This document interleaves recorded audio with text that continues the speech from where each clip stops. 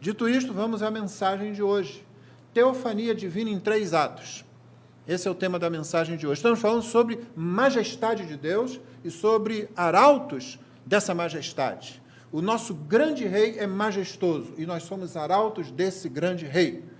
E hoje vamos nos voltar para o Salmo 97 para pensar sobre as manifestações do Senhor e o que elas causam, né? Então, por isso, teofania. Teofania é uma palavra que significa manifestação divina. Você tem teofania, por exemplo, quando Abraão recebe 3 visitantes, ele está lá na frente da tenda dele, de repente ele vê 3 pessoas vindo e ele vai até elas, e quando você vai lendo a conversa, você percebe que uma delas é digna de adoração. Ela não é como os outros 2. É uma teofania. Muito provavelmente, os teólogos sempre defendem isso, pelo menos a maioria, uma manifestação do Filho pré-encarnado. Ele não encarnou ainda, mas é uma manifestação dele, e por isso ali 3 homens chegam, e daqui a pouco 2 homens saem, e fica um conversando, dizendo assim: eu não vou esconder de Abraão, herdeiro das minhas promessas, da minha aliança, o que eu vou fazer com Sodoma e Gomorra. Vou falar com ele, vou conversar com ele sobre isso. Você vê que bondade, que manifestação da majestade. Nós hoje temos chefetes, nós temos gente cheia de processo nas costas, querendo mandar, querendo dar ordem, levantando voz, gritando com os outros, não é assim? Você entra, às vezes, numa repartição qualquer, numa empresa privada que seja, está lá um presidente que não consegue conversar de igual para igual com uma outra pessoa que está fazendo um trabalho mais humilde. Enquanto isso, nós temos um Deus que demonstra que majestade não é você ficar ostentando isso, porque você não precisa ostentar. Você chega e as pessoas percebem. É tão majestoso ele que ele diz assim: eu vou conversar com Abraão sobre isso. Isso não diminui sua autoridade, sua dignidade, sua soberania, sua majestade. Pelo contrário, ele traz Abraão para dentro. Que maravilha, trazer para dentro uma pessoa que é um pecador. Para dentro de quê? Para dentro da sua comunhão, para dentro da sua esfera de ação. Desde lá, Deus tem feito isso, dizendo: eu quero que você participe do que eu estou fazendo no mundo. Eu quero que você participe da disseminação da minha mensagem. Eu quero que você participe da minha glorificação. É por isso que Paulo não tem problema nenhum em dizer: somos cooperadores de Deus. E Deus precisa da nossa cooperação, irmão? Deus precisa da nossa ajuda? É mais maravilhoso ainda porque Ele não precisa. E mesmo assim Ele diz: venham cooperar comigo. Venham ser agricultores na minha lavoura. Construtores no edifício que eu estou construindo. E ele sempre fez isso. Não é maravilhoso isso? Amém? Amém. Aleluia. Vai pedir demais para o Batista Bíblico Reformado falar um amém. A gente chega lá. Salmo 97. Olha como começa esse salmo. Reina o Senhor. Alegre-se a terra, exultem as muitas ilhas. E aí quando você pensa: uau! Vem uma espécie de balde de água fria, se você não prestar atenção no salmo todo. Nuvens e escuridão o rodeiam, justiça e juízo são a base do seu trono. Adiante dele vai um fogo que consome os inimigos ao seu redor. Os seus relâmpagos iluminam o mundo. A terra os vê e estremece. Os montes se derretem como cera na presença do Senhor de toda a terra. Os céus anunciam a sua justiça e todos os povos veem a sua glória. Sejam envergonhados todos os que adoram imagens de escultura, os que se gloriam de ídolos, todos os deuses prostrem-se diante dele.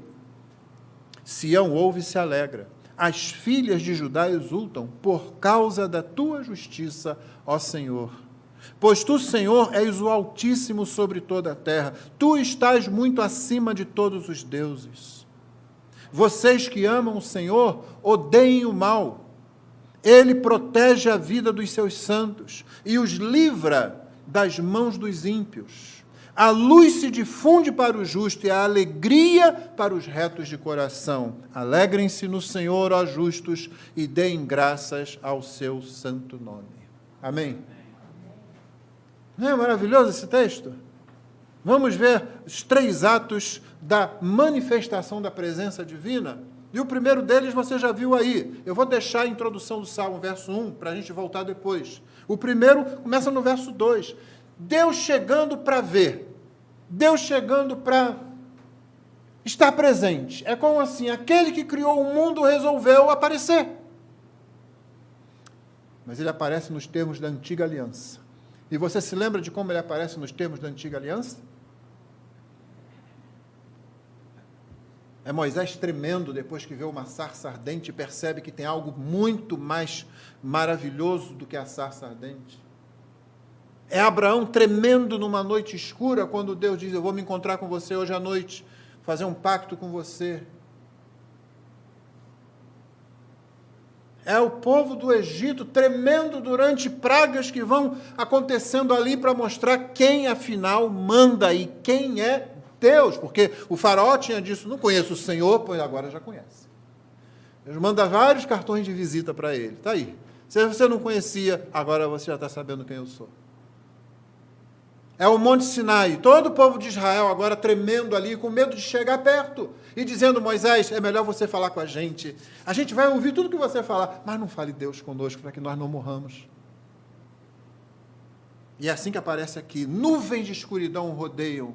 Justiça e juízo são a base do seu trono. Nós trememos quando ouvimos nuvens, relâmpagos que vêm depois, fogo consumidor, tem tudo isso aqui. Mas a gente devia tremer quando a gente ouve justiça e juízo são a base do seu trono. Nós temos muitos tronos terrestres, muitos líderes, em diversas posições, mesmo numa democracia. E nós esperamos que justiça seja a base das suas ações. Não são. Muitas vezes, justamente quem deveria fazer a justiça, faz a injustiça. Isso acontece em todos os escalões. Quantas pessoas, quanta gente pequena tem levado suas causas à justiça e saído decepcionados, saído defraudados de lá. E nós convivemos com isso. Porque, de certa forma, talvez possamos nos beneficiar disso em algum tempo, não é? De repente, quando eu não estiver correto numa situação, eu consigo alguém que tenha que julgar aquilo, e quem sabe eu possa dar aquilo que é muito famoso no Brasil, o jeitinho. Por isso nós trememos quando aparece algum trono cuja base é a justiça e juízo. E você não vai mover isso. Então, sim, um modo de o salmista, na poesia do Salmo, fazer com que eu e você compreendamos que você precisa tremer e temer diante das bases do trono de Deus, justiça e juízo, é rodear isso de uma nuvem escura, rodear de um fogo consumidor que vai consumindo os inimigos ao redor. Rodear de relâmpagos que todo mundo vê e que a terra, quando vê, a própria terra estremece. Mostrar que os montes, olhando essa manifestação divina, eles se derretem como cera na presença, na manifestação do Senhor. E no meio disso tudo aqui, você deve procurar essa palavrinha aqui, esse binômio aqui, justiça e juízo são a base do seu trono. O que acontece no primeiro ato, que é a própria manifestação em si? Nós corremos, nós trememos, nós dizemos: Senhor, isso é demais para nós. Isso é demais para nós. Você já ouviu o termo parousia? É uma palavra grega. Ela significa presença. Basicamente, o significado dela é presença, mas é presença presente. Perdoa a redundância, tá? Ou seja, a manifestação da presença. É um termo usado para o Senhor Jesus. É um termo usado para falar da presença física de Jesus de novo no mundo. Jesus não está fisicamente presente no mundo, ele está aqui no culto espiritualmente, através de quem? Do Espírito Santo. Ele habita em você através do Espírito Santo. Ele habita na igreja através do Espírito Santo. Manifesta-se na igreja através do poder do Espírito Santo. Mas haverá um tempo em que, como disseram os anjos, na subida de Jesus, assim como vocês o viram ir, ele voltará fisicamente. O texto de Lucas, no início de Atos, diz assim: e subindo, foi coberto, foi envolto por uma nuvem, ficou oculto aos seus olhos. Não despreze o texto bíblico, não pense que isso está ali só para dar um tchan. Não está, não. Isso é para dizer que ele subiu fisicamente. Ele não desapareceu enquanto subia, não. Quando alguma coisa entrou e cortou a luz entre o objeto, que era o próprio corpo de Cristo, e os nossos olhos, ele ficou invisível para a gente. Ele não ficou invisível porque ficou invisível. Ele ficou invisível porque alguma coisa ficou na frente. Fisicamente. E aí a parousia é a expressão que se usa para falar da presença, da manifestação física. Jesus voltando de novo para estar conosco. Naquele tempo, muita gente vai correr também. Exatamente como aqui. Exatamente como lá no Sinai. Exatamente como no Egito. Muita gente vai tremer, porque ele vai voltar fisicamente. Então, qual é o primeiro efeito? O primeiro efeito é esse. É a gente derreter. Eu falei que as pessoas vão correr, né? Não vão, não. Elas só vão cair no mesmo lugar. Vai derreter, é aquilo, você cai, não tem nem como correr, não tem como fugir, até porque não tem para onde fugir. Como eu falo há vários anos aqui, irmãos, qual é o único lugar que você tem para fugir de Deus? O próprio Deus. Se você precisar fugir de Deus, só tem uma coisa para você fazer: vai em direção a Ele. É o único lugar onde a gente pode se refugiar e resolver o problema da justiça e do juízo, que são a base do seu trono. Esse é o primeiro ato, a própria presença de Deus chegando.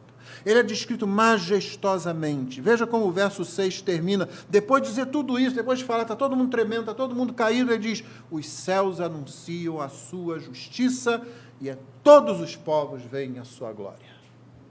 E aí você tem justiça novamente, mas você tem glória também. Fica pior.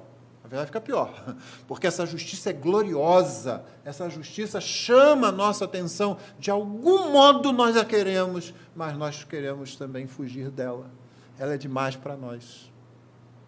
Você vê como o salmista vai caminhando? Ele vai dizer, o que ele está dizendo para a gente basicamente aqui: gente, isso é uma coisa boa. A gente ainda não entende como. Como é que pode ser bom? Se era bom, por que você não escreveu de outro jeito? O Senhor vem, e eis que Ele traz uma chuva tranquila, e um arco-íris que surge no horizonte, e pássaros vêm cantar ao redor. Pô, salmista, se você quer alguma coisa assim, que você está dizendo que é boa, faça isso. Você vem dizendo de nuvem, de escuridão, de relâmpago, de fogo que consome os inimigos. Ele continua dizendo: gente, isso é bom, anuncia, os céus estão anunciando a sua justiça, todos os povos veem a sua glória. Aliás, os salmos são muito abundantes de chamar, de convidar todos os povos a olhar para a glória do Senhor. E aí ele começa a definir algumas coisas. Por exemplo, o fogo consumidor vai consumindo quem? Os inimigos. Aqueles que não resolvem o problema da justiça. Verso 7, sejam envergonhados todos os que adoram imagens de escultura, os que se gloriam de ídolos. Todos os deuses prostrem-se diante dele. Não existem deuses. Isso é poesia, lembra? Os salmos são poesia. Não existem deuses.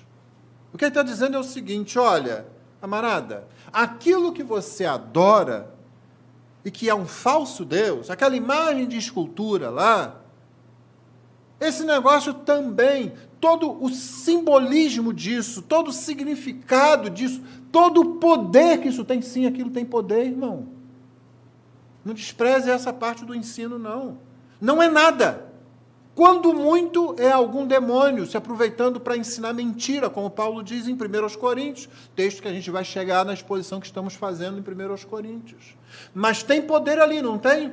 Ora, quando você vir um ser humano fazendo o que eu fiz, antes de conhecer a Cristo, se curvando diante de um pedaço de barro moldado, de um pedaço de madeira moldado, não olhe e diga simplesmente que coisa besta, que tolice, que sujeito burro. Não! Há um poder agindo e curvando aquele que foi feito à imagem e semelhança de Deus, o ser humano, diante daquele negócio.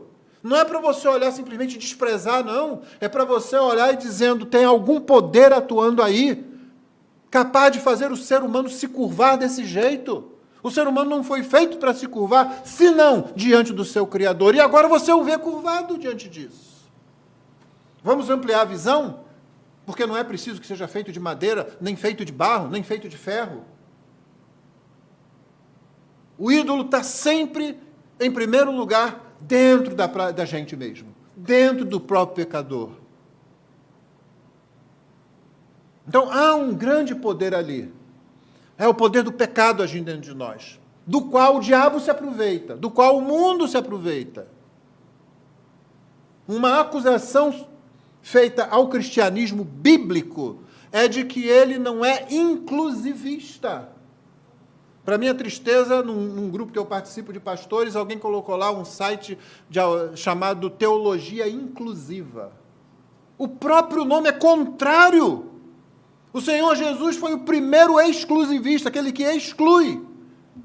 Ele disse, quem não é por mim, é contra mim. Não tem meio termo.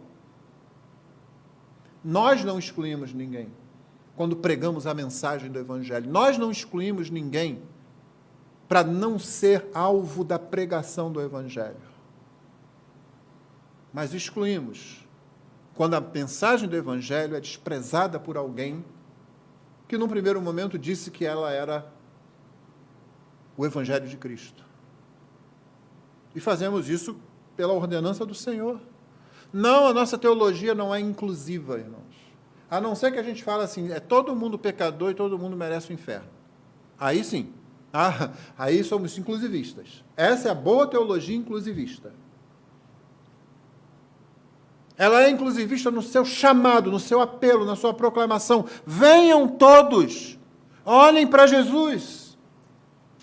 Nisso ela é inclusivista. Mas ela é exclusivista quando diz, o seu pecado não pode estar dominando você. O seu pecado foi resolvido na cruz. Venha a Ele vai tirar de você, Ele vai tirar de sobre você essa força poderosa que faz com que o ser humano se curve diante de algo menor do que Deus. Nós não fomos feitos para isso, nós fomos feitos para nos curvar apenas diante do nosso Criador. É por isso que muitos irmãos, como acabamos de ver, pagam um preço terrível, porque eles se recusam a se curvarem diante de algo que não seja Deus. Então o Senhor Jesus resolveu esse problema. Romanos 6. O velho homem, a natureza decaída. Não somos mais escravos. Não somos mais escravos. É por isso que é muito triste quando um crente se mete de novo debaixo do fardo do pecado de alguma forma. Esse é o destino. Os deuses, o que eles significam, o seu poder, que na verdade é o poder do pecado, usado pelo diabo, usado pelo mundo, os nossos três inimigos, prostrem-se diante dele, porque é isso que vai acontecer, meu irmão. Cada vez que alguém diz, Senhor Jesus, me salva, e o Senhor Jesus vai lá e salva, é isso aqui que acontece. Esse poder é quebrado, esse falso Deus é quebrado, esse falso Deus cai, assim como Dagon, lá no templo dos filisteus. Você se lembra? A arca tinha sido conquistada. Irmão, não foi conquistada coisa nenhuma. Deus pegou a arca dele e entregou. Vai, filisteu, leva. Nunca leia aquilo como, nossa, eles conseguiram conquistar a arca do Senhor. Não, o Senhor que disse, Israel, vocês estão brincando comigo, então eu vou dar ensinamento para vocês, eu vou trazer juízo sobre vocês. Toma aqui, leva a minha arca. Mas não pensa que você faz com ela o que você quer, não. Aí eles põem a arca lá diante de Dagon. Dagon era um deus moldado na forma de um grande ser marinho. Os filisteus sempre habitaram ali, à borda do mar. Aí, quando eles chegam lá, a estátua de Dagon está caída diante da arca. É isso aqui, todos os deuses prostrem-se diante dele. E já estava acontecendo lá. E Deus, às vezes, é tão bom, tão misericordioso e também tão cheio de bom humor, né? O que ele faz? Eu vou fazer isso aqui fisicamente, literalmente, para acontecer. E aí os sacerdotes filisteus, quando eles chegam lá de manhã, ué, quem derrubou isso? Vamos botar de pé. Aí põe de pé de novo. Chega no outro dia, caiu de novo. Vamos botar de pé. Chega no outro dia, está cortada, a cabeça e as mãos. Pronto, e agora? Deu para entender? Aí Deus ainda quer que eu desenhe? Aí eles começam a ser feridos de toda sorte de enfermidade. E alguém lá, eu tenho certeza que alguém lá que falou assim, a gente venceu aquela batalha contra os israelitas, era melhor ter perdido. Era melhor não ter saído para guerrear naquele dia. O que eles fazem? Eles devolvem. Ó, foi mal. Toma aí de volta. Certo. Não, a gente venceu, mas isso a gente não quer. Cada vez que alguém diz, Senhor, salva-me, um falso Deus é quebrado, um falso Deus se curva, um falso Deus se prostra. Principalmente nós mesmos, porque quando nós estamos afastados de Deus, nós somos falsos deuses. Porque nós somos o primeiro Deus a quem a gente adora. Né? É aquilo que falamos de vez em quando. O primeiro ídolo é aquele que você vê no espelho. Esse é o primeiro que cai. Mas caem vários outros. Tudo vai sendo quebrado. Toda a corrente vai sendo quebrada, vai sendo partida, vai saindo. Mas não é só isso que acontece. Isso aí é o segundo momento. É o segundo ato. Os inimigos, aqueles que não resolvem o problema da justiça e do juízo, que são a base do trono, ficam nessa situação, serão vergonhados. Mas, terceiro ato, verso 8, Sião ouve e se alegra. Olha, Sião não é uma referência somente ao Monte Sião, à cidade de Jerusalém, ao templo ali edificado. É tudo que aquilo significa. É o povo de Deus, é o povo da aliança de Deus, é o povo que carrega o nome de Deus, aquele de quem Deus diz lá no final do Antigo Testamento, o nome deles está na minha mão, escrito aqui, ó. Eu tenho o nome deles, eu sei quem são eles, eu sei quem é o meu povo. Sião se alegra. As filhas de Judá exultam. Pois tu, Senhor, és o Altíssimo sobre toda a terra. Tu estás muito acima de todos os deuses. Isso aqui é assim, o salmista dizendo, vou ser chato agora, eu serei chato. Eu vou repetir deuses aqui. Aquele pessoal vai ficar assim com a orelha tinindo, né? Mas Deus de novo, eu já sei que não existe Deus, então, mas eu quero que você entenda que tudo que a falsa religião, tudo que a religiosidade humana, toda a construção teológica que não é fundamentada na revelação de Deus, a única, a palavra de Deus, a Bíblia, tudo isso é desmontado, tudo isso é pulverizado, tudo isso é destruído, tudo isso é lançado por terra. Tu és altíssimo sobre toda a terra, tu estás acima de todos os deuses. Não é sobre só aqueles que a gente conhece aqui ao redor da nossa região de Jerusalém e da Judéia, não. Seja aonde for, seja que povo existir, seja que falso Deus eles adoram, eles estão muito abaixo do Senhor. Não existem, mas tudo que eles significam, todo esse poder do pecado e do mal que eles simbolizam, tudo isso está muito abaixo do Senhor. Você está vendo por que o salmista veio dizer, gente, isso é uma boa notícia. Essa manifestação do poderoso Deus significa que Ele pode quebrar todas as cadeias de todas as falsas divindades, sejam elas literalmente representadas ou não sejam. Ele coloca tudo isso por terra. É por isso que é uma boa notícia. O que adianta você ter um Deus bom, um rei muito bom, cheio de boa intenção, mas que não tem poder, não tem autoridade? Então o salmista começa avisando logo, o primeiro ato, eu vou descrever logo a manifestação dele mesmo, do próprio Deus, quando ele resolve fazer uma visita à sua criação. Faz de conta que ele está descendo sobre os montes. Aí pronto, você já fica aterrorizado. Ao mesmo tempo, ele diz, os inimigos, aqueles que estão debaixo e lutam contra a minha justiça e o meu juízo, eles são envergonhados e suas falsas divindades todas se curvam diante de mim. Mas aqueles que vêm para mim, o meu povo, aqueles que eu trago para perto de mim, eles se alegram, eles exultam. porque eu sou poderoso o suficiente para quebrar qualquer grilhão. Não é apenas um Deus bonzinho, legal, bem intencionado, não, é um Deus poderoso. Nós não precisamos ficar enfatizando Deus, a bondade de Deus. Aliás, não podemos fazer isso em detrimento do poder de Deus. Eu lembro da discussão de Lutero e Erasmo durante a Reforma. Erasmo, não gostando da doutrina da escravidão da vontade, tão defendida por Lutero, né? A nossa vontade está escravizada ao pecado e nós não podemos nos salvar a nós mesmos. Ele escreve para Erasmo e diz assim, Erasmo escreve para Lutero e diz assim, Lutero, deixe Deus ser bom. E Lutero responde escrevendo, Erasmo, deixe Deus ser Deus. Ele é bom, mas Ele também é todo-poderoso, e é por isso que nós nos voltamos para Ele. O que adiantaria voltar para um Deus, como descrito aí por muita gente, é um Deus muito bonzinho, muito legal, mas não resolve nada, não pode fazer nada, não consegue nada, porque não tem poder nem autoridade nenhuma.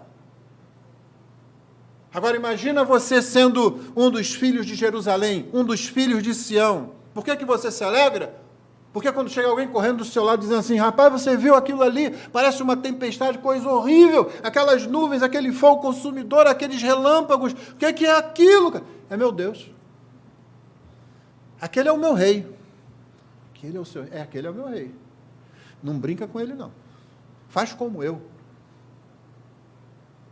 Adora. Se curva diante dele. Exulta diante dele, louva o nome dele. Clama pela salvação dele. Esse é o terceiro ato. Por isso o Salmo caminha para o final dizendo, vocês que amam o Senhor, façam o óbvio, odeiem o mal. E qual é o mal aqui? Não pensa que o mal aqui é mal simplesmente assim, não. Sim, a ideia geral do mal está aqui, mas principalmente aquilo que foi manifestado no contexto.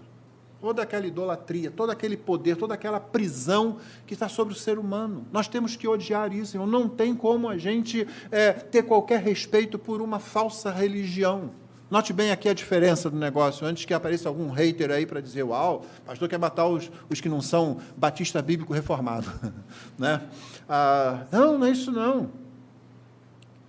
Você tem compaixão da pessoa, você prega para a pessoa, você ama a pessoa, você se sacrifica para que ela ouça a mensagem do Evangelho, mas você não pode dizer, não, isso aí que você está ensinando aí, é diferente do que Jesus ensinou, mas dá até para, pelo menos um pouquinho, não dá para nada, isso aqui é o mal, é escravizador, é o pecado que escraviza o ser humano, que faz com que ele se curve diante de algo que não era para ele se curvar.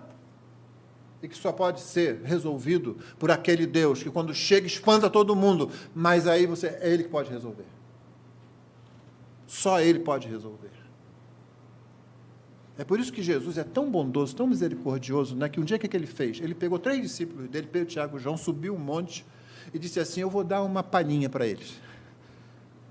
Com essa expressão, né? Tem lá um cantor que não está se apresentando, poxa, dá uma palhinha aí para a gente, só, né? Uma provinha, Jesus deu uma provinha para ele. A provinha foi suficiente para todo mundo cair por terra, você lembra? Aí ali ficaram. Pedro ficou tão assim que ele começou a falar bobagem.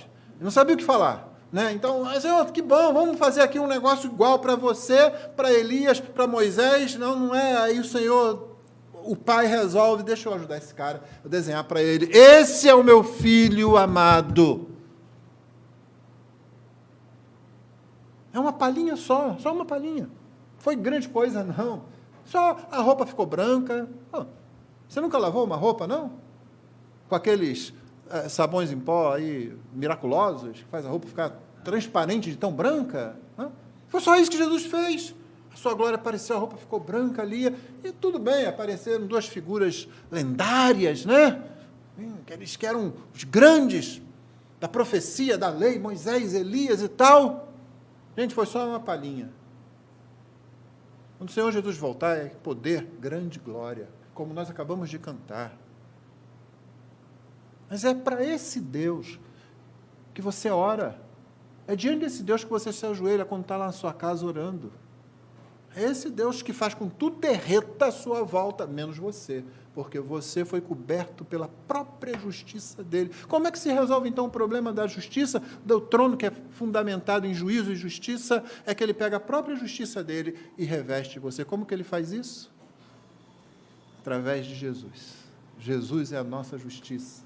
É por isso que lemos lá no final do primeiro capítulo da primeira carta aos Coríntios. Ele se tornou a nossa justiça.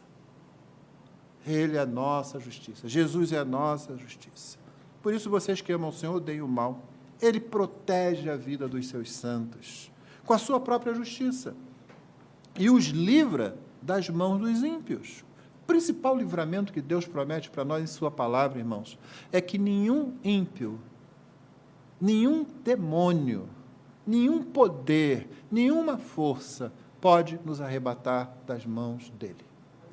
Esse é o grande livramento. Infelizmente, você percebe o assinte, percebe a tolice de ficar prometendo livramentos aí de perigos e outras coisas que Deus faz. Muitas vezes Deus se agrada de livrar do perigo, outras vezes Deus entrega o seu filho a uma situação perigosa até a morte, só que Deus está ali juntinho dele.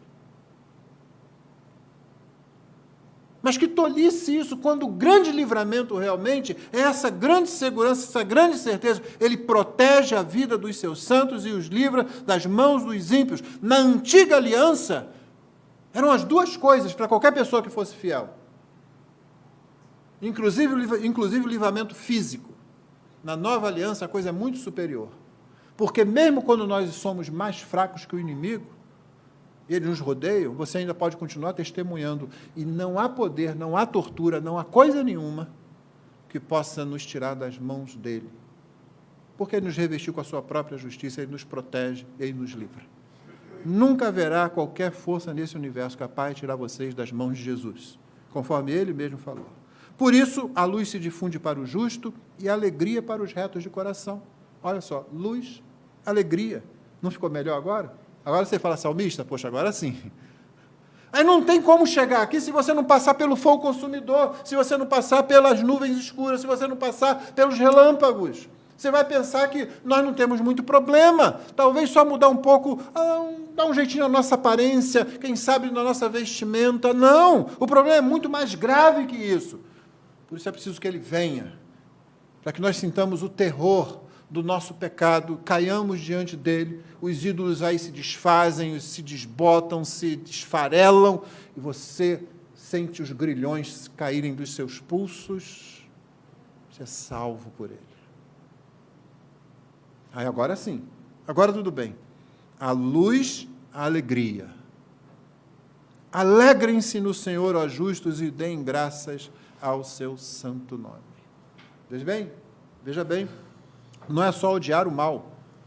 Essa é a parte negativa da coisa. A parte positiva é alegria. A fé cristã, mesmo, foi uma das primeiras coisas que eu ensinei nessa igreja há 26 anos atrás, é que a nossa fé não é uma negação de alguma coisa. A mensagem do Evangelho, ela não surge como negação, como oposto a algo. Ela é o objeto. Ela é a essência. Nossa mensagem é que garante, chama, traz para si oponentes. Mas nós não pregamos uma mensagem que surgiu como construção para se opor a algo, não. A nossa mensagem é o objeto, é a coisa, é a essência. E a alegria, basicamente. Alegria. É sim, livre-se do pecado, é uma mensagem de santidade, é uma mensagem de o Senhor corrige e disciplina quem ama, mas sobretudo no seu âmago ela é alegria. Então, como é que o Senhor Jesus se referiu ao ensino da doutrina dele? Ele disse, tenho-vos dito essas coisas, lembra? Para os discípulos, lá em João? Eu tenho dito essas coisas a vocês para que vocês tenham o quê? Alegria. Aqui na sua cabeça está a versão antiga, não é? Tenho-vos dito essas coisas para que vocês tenham o quê? Não estou ouvindo. Não, mais. Gozo. E o vosso gozo seja completo. Eu uma vez escrevi um texto para um blog da Fiel sobre isso.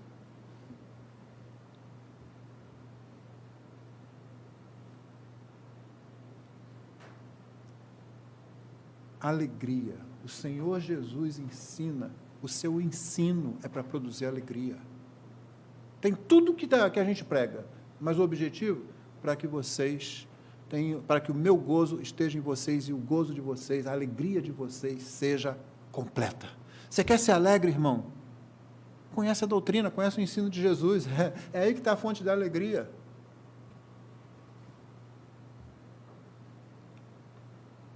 O salmista termina assim, porque também foi assim que ele começou. Vamos voltar para se encerrar lá o verso primeiro. Reina o Senhor, o que ele diz aqui?